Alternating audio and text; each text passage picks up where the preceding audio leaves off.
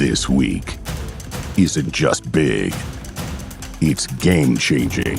General Hospital. The corridors of the law office were unusually quiet that evening, the kind of silence that pressed in on the walls and made every faint sound echo like a warning. Papers lay scattered across desks, abandoned mid-task, as though the building itself had sensed something terrible was about to unfold. General Hospital had always thrived on tension, secrets, and shocking turns, but what was about to happen would send ripples through Port Charles in a way no one could have anticipated. Marco Rios, Adrian Anchondo, stood near his desk, trying to steady his breathing. He had stayed late, convincing himself it was just another night of catching up on paperwork. But deep down, he knew that wasn't true. He had been avoiding going home, avoiding the conversation he knew he needed to have, avoiding the truth. And now, he wasn't alone. The soft click of the office door closing behind him made his blood run cold. Slowly, Marco turned. Ross Cullum, Andrew Hawks, stood in the doorway, his expression unreadable, his presence suffocating. There was something off about him tonight, something darker than usual. His eyes held a quiet fury that made Marco instinctively step back. "Working late?"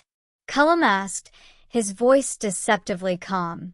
Marco forced a nervous smile. "Yeah, you know how it is. Deadlines." Cullum didn't smile back. Instead, he stepped forward, slowly, deliberately. Each footstep echoed like a countdown. "You've been busy," Cullum continued. "Not just with work." Marco's heart pounded. He tried to keep his tone steady. "I don't know what you mean." But he did.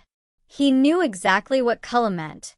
Britt Westbourne, Kelly Thiebaud, her medication, the theft, the desperate decision Marco had made, all of it was catching up to him. Cullum tilted his head slightly, studying him. "You really think I wouldn't figure it out?" Marco swallowed hard. "You don't have proof." For a brief moment, silence filled the room again. Then Cullum laughed. It wasn't loud. It wasn't dramatic. It was worse. It was quiet and certain. "Proof." Cullum repeated. "You think I need proof?" Marco's stomach dropped. Behind Cullum's back, hidden from plain sight, was the glint of something metallic. A knife. Across town, Lucas Jones, Van Hansis, paced anxiously in his apartment. His phone sat in his hand, screen lit, thumb hovering over Marco's contact. He had already called twice. No answer. Something wasn't right. Earlier, Lucas had confided in his friend Elizabeth Baldwin, Rebecca Herbst, his fears spilling out in a rush of worry. He knew Cullum was dangerous. He knew what he was capable of. And Marco had been too confident, too dismissive. "He won't do anything without proof," Marco had said. But Lucas knew better. Cullum wasn't the kind of man who waited. Lucas hit call again. "Voicemail." "Marco," he said after the beep, his voice tight with concern. "Please call me back. I've got a bad feeling about this." He ended the call, staring at the phone as if willing it to ring. It didn't. Back at the law office, Marco took another step backward, his pulse roaring in his ears. "You don't have to do this," he said quickly. "We can talk." "Talk." Cullum cut him off, his voice sharp now. "You stole from Britt. You put her at risk. You think that's something we just discuss?" Marco shook his head. "I didn't have a choice." Cullum's eyes darkened. "There's always a choice." The tension in the room snapped. Cullum moved. Fast. Too fast. Marco barely had time to react before the knife came forward, flashing under the dim office lights. There was a struggle, a desperate, chaotic clash of movement and fear. Marco tried to push Cullum away, his hands shaking, his breath coming in ragged gasps. But Cullum was relentless, cold, focused. A man who had already decided how this would end. The blade struck. Once. Twice. Marco's strength faltered. The world seemed to tilt around him as he staggered backward, his vision blurring. He reached out, grasping for something, anything, but there was nothing to hold on to. Cullum stepped back, watching, waiting. Marco collapsed to the floor. Silence followed. Heavy, unforgiving. Cullum looked down at him, his expression unreadable once more. Then, without a word, he turned and walked away, leaving behind a scene that would haunt Port Charles forever. The next morning, Alexis Davis, Nancy Lee Grawn, arrived at the office earlier than usual. She had a long day ahead, meetings stacked back to back. She barely had time for coffee, let alone distractions. As she walked down the hallway, something felt off. The door to Marco's office was slightly ajar. That wasn't like him.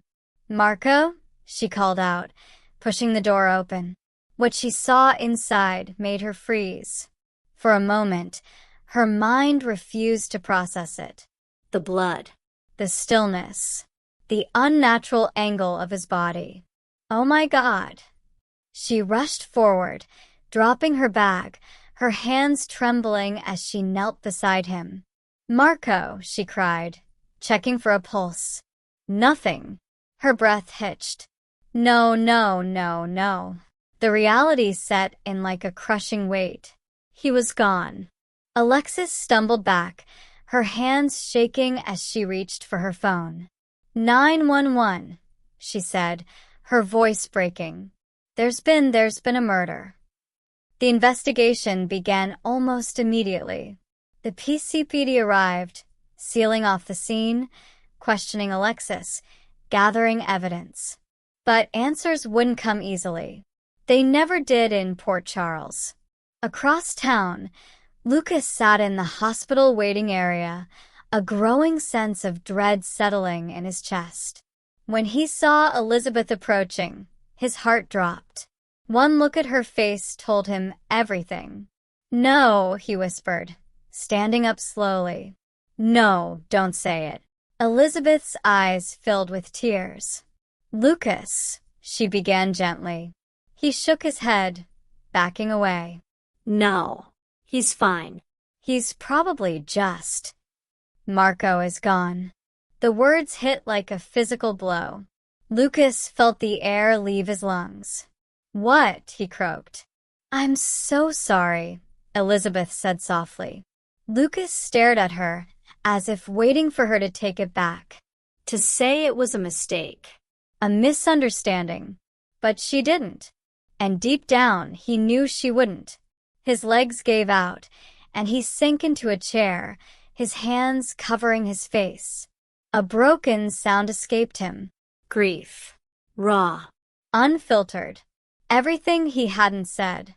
Everything he had planned. Every moment they thought they had left. Gone. Just like that.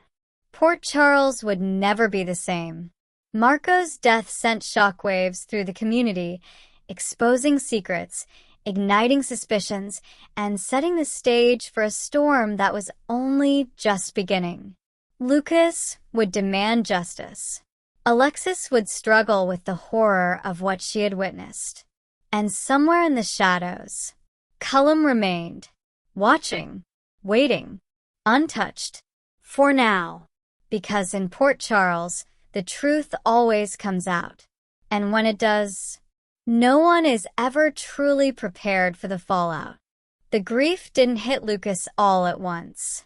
At first, it came in waves, sharp, disorienting, impossible to brace against. Then it settled into something heavier, something suffocating. The kind of pain that lingered in silence, filling every corner of his thoughts. At General Hospital, loss was never simple. It was layered with secrets, regrets, and the unbearable weight of what if.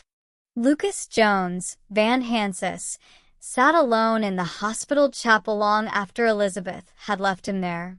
The faint hum of fluorescent lights above seemed louder than usual, echoing the emptiness growing inside him. Marco was gone. The words still didn't feel real. He replayed their last conversation over and over again. "You're overthinking this," Marco had said, offering that confident smile Lucas had fallen for. "Cullum won't do anything without proof." Lucas squeezed his eyes shut.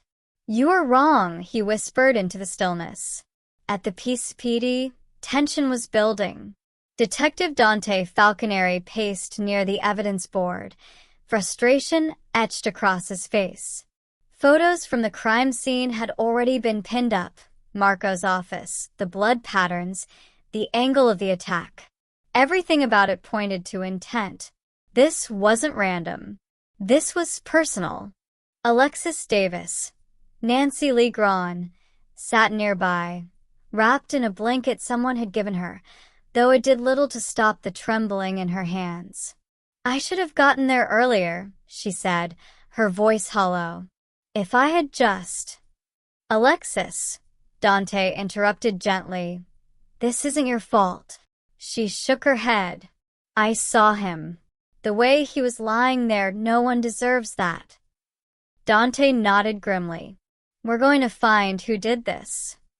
But even as he said it, there was a flicker of doubt in his eyes. Because in Port Charles, justice wasn't always immediate. And sometimes it came too late. Meanwhile,